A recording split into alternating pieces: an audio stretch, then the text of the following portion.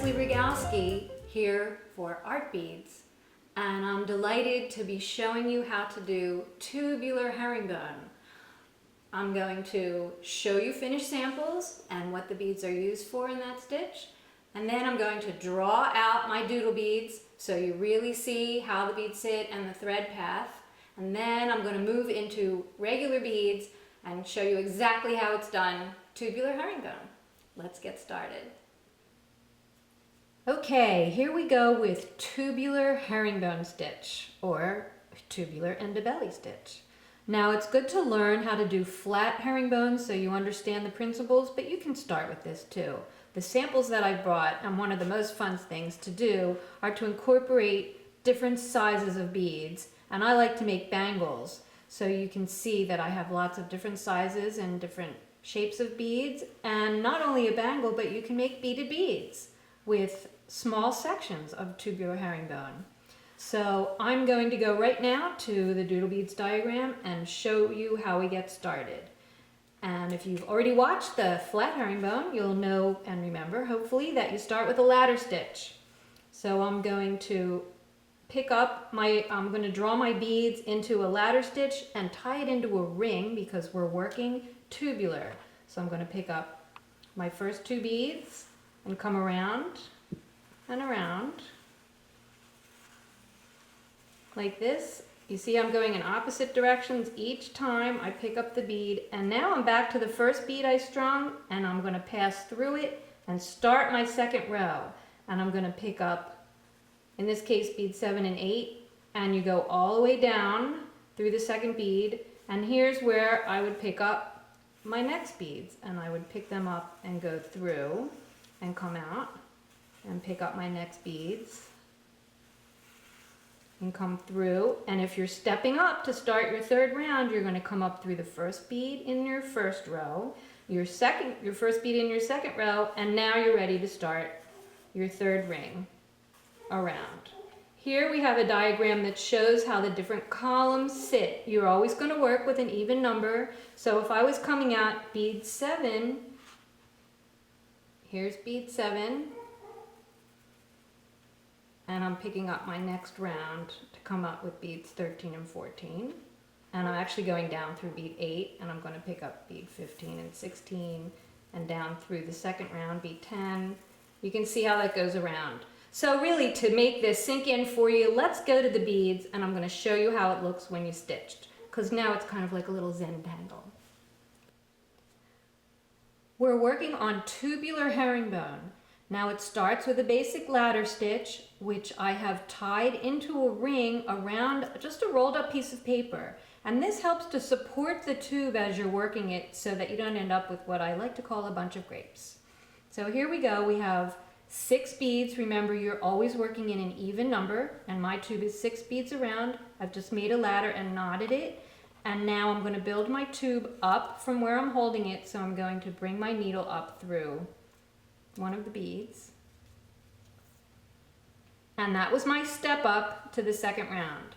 Now I'm going to pick up 2 beads just like you do in flat herringbone, and I'm going to work. You can work in either direction as long as you keep working counterclockwise or clockwise in the same direction. So it depends on your dominant hand. I'm going to go around clockwise for me. Make sure you don't catch it on the tube. And you see how that's your first column of beads, and you can see how they sit. I've come up through the first bead in round 1, picked up my 2 beads, down through the second bead. Now I'm going to come back up through the third bead, and I'm going to pick up 2 beads,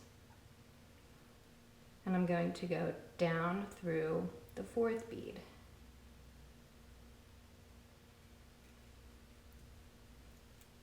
And just make sure, if you're working with the tube, that you don't catch your thread.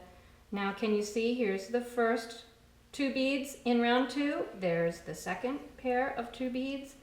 Coming down this way, you want to come back up through the next bead so you can finish that round. Pull it up. Now I'm going to pick up 2 more beads because you're working in pairs. And I'm going to pass down in the ring through the next bead. There we go.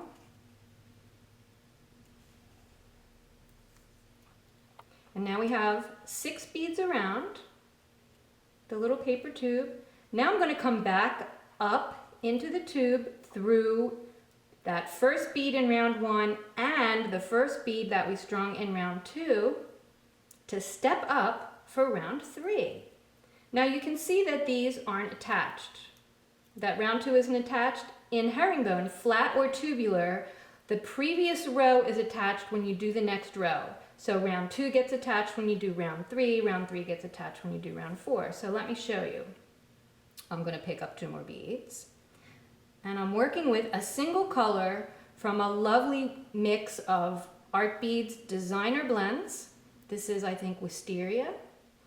So I have 2 beads and I'm just using a single color right now to show you guys the stitch.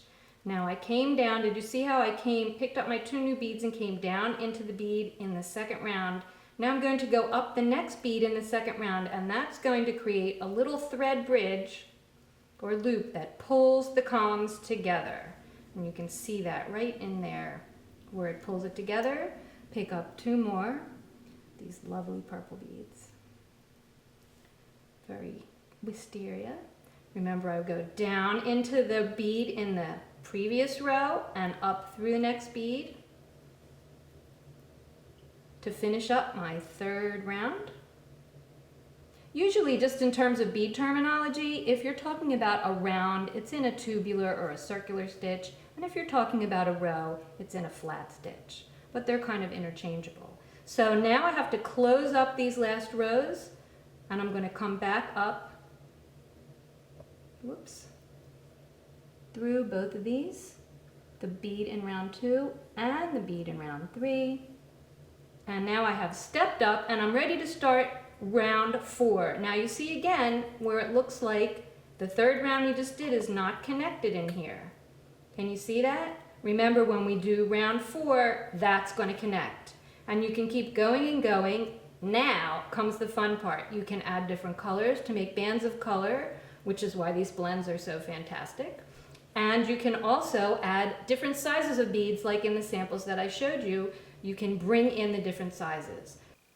Oh, and by the way, once you get enough of a tube stitched that you feel like you're going to be able to hold the shape and recognize where the beads go, you can remove the paper tube. Most people usually do about 1 inch of tube, and then you'll definitely see where it's ready to go. So tubular herringbone, you're going to go crazy. It's so much fun, lots of variety. Hope that you enjoy it as much as I do.